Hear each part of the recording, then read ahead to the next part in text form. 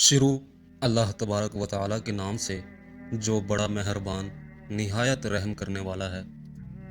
اسلام کے تیسرے خلیفہ راشد سیدنا عثمان غنی رضی اللہ تعالی عنہ کا دل اویز تذکرہ، جن کے علاوہ دنیا میں کوئی ایسا شخص نہیں ہوا جس کے نکاح میں کسی نبی کی دو بیٹیاں آئی ہوں۔ اعلان نبوت سے پہلے نبی کریم صلی اللہ علیہ وآلہ وسلم نے اپنی بیٹی رقیہ کو ان کے نکاح میں دیا۔ جب وہ وفات پا گئیں تو اپنی دوسری بیٹی ام کلثوم کو ان کے نکاح میں دیا۔ آپ پہلے پہل ایمان لانے والوں میں سے ہیں، عشرہ مبشرہ میں سے ہیں۔ ان کی مظلومانہ شہادت تاریخ کی پیشانی پر ایک داغ ہے جسے قیامت تک مٹایا نہ جا سکے گا۔ نبی کریم صلی اللہ علیہ وآلہ وسلم نے ارشاد فرمایا، الہی میں عثمان سے راضی ہوں، تو بھی اس سے راضی ہو جا۔ عثمان کو آج کے بعد کوئی عمل نقصان نہیں دے گا۔ حضرت عثمان رضی اللہ تعالی عنہ کے والد کا نام عفان تھا اور والدہ کا نام عروہ تھا۔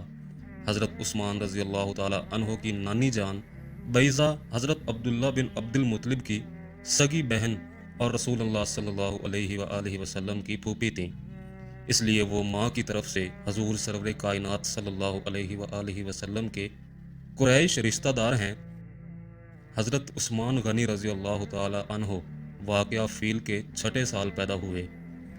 حضرت عثمان رضی اللہ تعالی عنہ کا 34واں سال تھا جب مکہ کی گھاٹیوں میں توحید کی صدا بلند ہوئی، اور عرب کے باقی لوگوں کی طرح حضرت عثمان رضی اللہ تعالی عنہ بھی اس صدا کی آواز سے نامانوس تھے، لیکن وہ اپنی دیانتداری، پارسائی اور راست بازی کے باعث اس صدا پر لبیک کہنے کو تیار تھے۔ جب حضرت ابو بکر صدیق رضی اللہ تعالی عنہ ایمان لائے تو انہوں نے دین اسلام کی تبلیغ کو اپنا نصب العین قرار دیا اور اپنے عزیزوں اور رشتہ داروں کو دعوت حق کی طرف بلانے لگ گئے۔ ایک روز حضرت عثمان رضی اللہ تعالی عنہ حضرت ابو بکر صدیق رضی اللہ تعالی عنہ کے پاس تشریف لائے اور دین اسلام کی باتیں کرنے لگ گئے۔ حضرت ابو بکر صدیق رضی اللہ تعالی عنہ نے انہیں دین اسلام کی باتیں سنانا شروع کر دیں، اور یہ باتیں حضرت عثمان رضی اللہ تعالی عنہ کو اتنی اچھی لگیں کہ وہ بارگاہ نبوت میں حاضر ہو کر اسلام قبول کرنے پر آمادہ ہو گئے۔ ابھی دونوں بزرگ جانے کا خیال ہی کر رہے تھے کہ نبی اکرم صلی اللہ علیہ وآلہ وسلم خود تشریف لے آئے اور حضرت عثمان کو دیکھ کر فرمایا، عثمان، اللہ کی جنت کو قبول کر، میں تیری اور تمام مخلوق کی ہدایت کے لیے مبعوث ہوا ہوں۔ زبان نبوت کے ان سادہ اور صاف جملوں میں ایسی تاثیر تھی کہ حضرت عثمان رضی اللہ تعالی عنہ بے اختیار کلمہ شہادت پڑھنے لگے اور دست مبارک میں ہاتھ دے کر دائرہ اسلام میں داخل ہو گئے۔ مکہ میں مسلمانوں کی بڑھتی ہوئی تعداد کی وجہ سے مشرکین قریش کی غیظ و غضب کی آگ روز بروز بڑھتی جا رہی تھی۔ انہوں نے مسلمانوں پر بہت ظلم و ستم اور سخت اذیتوں کے پہاڑ گرائے۔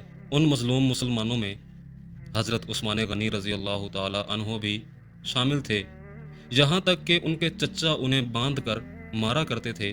ان تکلیفوں اور پریشانیوں سے چھٹکارا حاصل کرنے کے لیے حضور صلی اللہ علیہ وآلہ وسلم کے اشارے پر حبشہ کی طرف ہجرت کر گئے۔ ہجرت کے بعد رسول اللہ صلی اللہ علیہ وآلہ وسلم کو ان کا کچھ حال معلوم نہ ہو سکا، اس لیے حضور صلی اللہ علیہ وآلہ وسلم ان کے لیے پریشان تھے۔ ایک دن ایک عورت نے خبر دی کہ اس نے حضرت عثمان اور ان کی زوجہ کو دیکھا ہے۔ اتنا معلوم ہونے کے بعد آپ صلی اللہ علیہ وآلہ وسلم نے فرمایا، میری اس امت میں عثمان پہلا شخص ہے جو اپنے اہل و عیال کو لے کر جلا وطن ہوا۔